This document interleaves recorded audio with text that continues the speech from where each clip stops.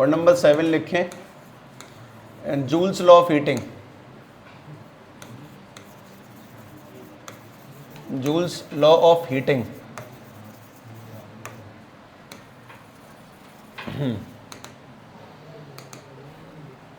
और joules law of heating बहुत simple शब्दों में समझा जा सकता है, आसान चीज़ है।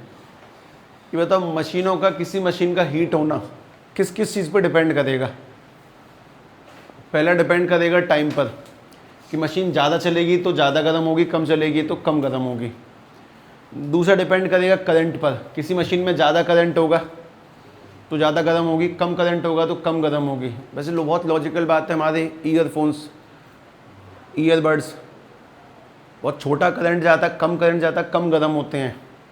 ये भी चलना शुरू हुआ है, ये हीट होना भी शुरू हो चुका है। पंखे को चलने बाद में छू के देख लेना, ठीक है, वो काफ़ी ज़्यादा अच्छे से गर्म हो जाता है। कम चलेगा तो कम हीट होगा, ज़्यादा चलना तो ज़्यादा हीट होगा। मेन बात है, एक तो डिपेंड करे किस पर, टाइम पर। तो मैं कोई 4-5 लाइन छोड़ के लिख रहा हूँ। हीटिंग डिपेंड करेगी पहली बात तो टाइम पर, हीट डिपेंड करेगा टाइम पर।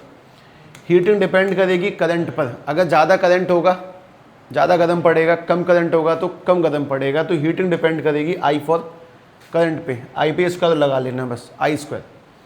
और दूसरा हीटिंग डिपेंड करेगी रेजिस्टेंस पे। रेजिस्टेंस जिसमें रुकावटें ज़्यादा होंगी वो ज़्यादा गर्म पड़ेगा, जिसमें रेजिस्टेंस कम होगा, मतलब करंट निकल जाए बस सीधे सीधे, करंट को रोकने वाला कोई नहीं है तो चुपचाप निकल जाएगा बिना लड़े भिड़े, ठीक है। तो हीटिंग 3 चीज़ों पे डिपेंड करेंगी, एक तो टाइम पर, एक करंट पे और एक रेजिस्टेंस पे। इन तीनों को अगर मैं इकट्ठा मिला दूँ तो बन जाएगा heating proportional to I square R T, I square R T, I R T, तीनों मिला दिए।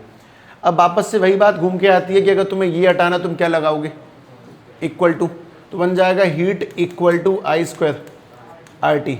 अच्छा, इसमें लगेगा कांस्टेंट के, और हर बार वो वैल्यू बतानी पड़ती है। फिलहाल वैसे के की वैल्यू 1 है, तो अगर के की वैल्यू अपन लोग 1 पुट करेंगे तो बन जाएगा heat equal to I square R T. तुम्हें ये ध्यान रखना है, हीट का formula I square R T, ठीक है, ये सबसे पहले सेट रखें।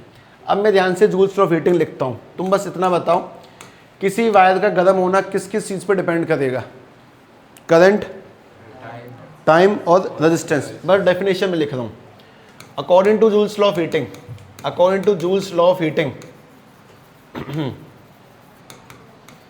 The heat produced in wire, the heat produced in wire, produced in wire, किसी भी तार में जो हीट बनती है produced in wire is directly proportional to the, is directly proportional to, किसी भी तार में जो हीट बनी वो किस किस चीज़ पे डायरेक्टली डिपेंड करेगी, proportional to square of current, resistance of wire, proportional to square of current, square of current यानी करंट के स्क्वायर पे डिपेंड करेगी। उसके बाद में रेजिस्टेंस ऑफ वायर, तार की रुकावट पे डिपेंड करेगी। और अगला जो इसमें आता है, अगला अपने पास में and time for which the current is past, time for which the current is past, जितने समय तक करंट पास हुआ उस पर डिपेंड करेगा। करंट इज पास्ट यानी कि जो नीचे 3 शब्द लिखे गए हैं वो 3 लाइनों में कन्वर्ट हो जाते हैं। और डेफिनेशन है, अगर दिमाग से देखोगे तो याद नहीं करनी पड़ेगी, कि किसी भी वायर में प्रोड्यूस होने वाली हीट डिपेंड करेगी करंट के स्क्वायर पे, रेजिस्टेंस ऑफ वायर पे, और टाइम जितने समय तक करंट पास हुआ। तो लॉजिकली याद करो, ज़्यादा अच्छा है कि कोई भी मशीन तभी ज़्यादा गर्म हो सकती है जब ज़्यादा लंबे समय तक चले, ज़्यादा करंट लेकर चले और रेजिस्टेंस अच्छा खासा हो, तभी उसकी हीट बनती है। जैसे कि सबसे ज़्यादा हीटिंग वाले वायर्स के मतलब मशीनों के नाम बताता हूँ, प्रेस, हीटर, मोटर, लेकिन उसमें हीटर और प्रेस सबसे पहले आते हैं। टोस्टर, उन सभी में रेजिस्टेंस बहुत ज़्यादा हाई है, इतना ज़्यादा हाई है कि अगर 10 मिनट भी चला दोगे तो भी हीट हो जाते हैं। कुछ ऐसे जो बहुत लंबे समय तक चलने के बावजूद भी हीट नहीं पकड़ते हैं, ज़्यादा लंबे समय तक चल सकते हैं। मतलब कि जैसे तुम हीटर को या तुम प्रेस को 5-10 घंटे चला लो लगातार, उसका एलिमेंट ख़राब होने के बहुत ज़्यादा चांस है। लेकिन अगर तुम टीवी को लगातार 5-7 घंटे चलाओगे तो वो जल्दी से ख़राब नहीं होगी। 5-7 घंटे टीवी लगातार चल सकती है, क्योंकि उसके अंदर अलग अलग मशीनों का, अलग अलग इक्विपमेंटों का यूज़ करते हैं। एक टेक्नोलॉजी पाई जाती है लिक्विड कंडेंसिंग टेक्नोलॉजी, अगर बाई चांस सुनी हो तो, मुश्किल सुनी होगी तुम लोगों ने। वो हीट को एब्जॉर्ब करने का काम करती है, कम हीट होंगी कोई भी मोबाइल फ़ोन। जैसे अक्सर जो गेमिंग फ़ोन आते हैं, गेमिंग फ़ोन, उनमें हीट को सुखाने के लिए, कम करने के लिए हीट को, उनमें लिक्विड मटेरियल्स का इस्तेमाल करते हैं, हीट को सोख लेते हैं। कुछ पंखों का भी इस्तेमाल करते, पंखे गर्मी को बाहर फेंक देते हैं, जिससे कम गर्म होगा, बढ़िया करंट फ्लो करेगा और बढ़िया करंट पे फ़ोन लैग नहीं करेगा, बिना हैंग हुए चल सकता है। खैर उनकी रिक्वायरमेंट नहीं है, इसी को थोड़ा सा और मॉडिफाई करते हैं, वो सुनो। इस फॉर्मूले में क्या क्या चीज़ आ रही है, आई स्क्वायर मतलब करंट आ रहा है, रेजिस्टेंस आ रहा है और टाइम आ रहा है। अब दो बातें, या तो मैं तुम्हें फॉर्मूला ड्राइव करके बताऊँ या सीधे याद करवाऊँ। तो याद करवाता हूँ सीधे सीधे। इसमें आई और आर है, अब दो और बनेंगे, एक जिसमें वोल्टेज होगा, रेजिस्टेंस होगा, मतलब अपने पास में तीन चीजें, वी, आई और R, V equals to I R. तो इस वाले फॉर्मूले में क्या क्या आ रहा है, आई और आर। तो ये वाला तो हो चुका है, अभी दो फॉर्मूले और बनाने, वो सुनो।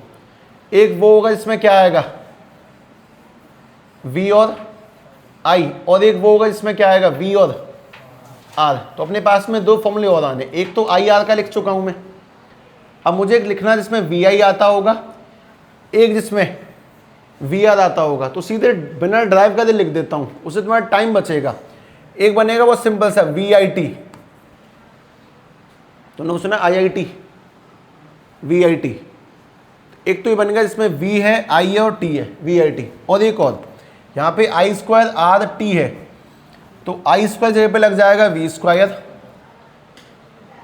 अब आर टी नहीं बन जाएगा, ये टी ऊपर है, यहाँ पे आर नीचे आ जाता है। अब तुम इसको कैसे भी याद करना, पहला वाला तुम्हें याद नहीं करना, पहला वाला तुम्हें डेफिनेशन में से देखा, वो तुम्हें दिमाग में होना चाहिए, आई स्क्वायर आर टी। दूसरा तुम्हें आई आई टी से याद होना चाहिए, वी आई टी। लेकिन बस तुम्हें तीसरे पे दिमाग लगाना पड़ेगा, वी स्क्वायर टी अपॉन में आर। कब किसका इस्तेमाल कैसे करना वो सुनो। अगर तुम्हारे पास में करंट और रेजिस्टेंस होगा तो तुम हीट इससे निकालोगे, अगर वोल्ट और करंट होगा तो हीट इससे निकालोगे, और वोल्ट और रेजिस्टेंस होगा तो तुम्हें हीट इससे निकालनी है, ठीक है। इसके बाद में पॉइंट नंबर 8 सुनना। पहली बात ये ध्यान रखें, कोई भी वायर हीट तभी ज़्यादा होगा जब उसमें करंट ज़्यादा हो, रेजिस्टेंस ज़्यादा हो, और सबसे मेन उसके अंदर टाइम ज़्यादा हो, तभी उसकी हीटिंग बढ़ सकती है, ठीक है। इसे हटाकर मैं तुम्हें अगले पॉइंट पे लेके चलता हूँ, ध्यान से सिंपल एग्जांपल से उसको समझना, बहुत छोटा सा पॉइंट है, इनको ध्यान रखें खासकर, ठीक है। #8 सुनो।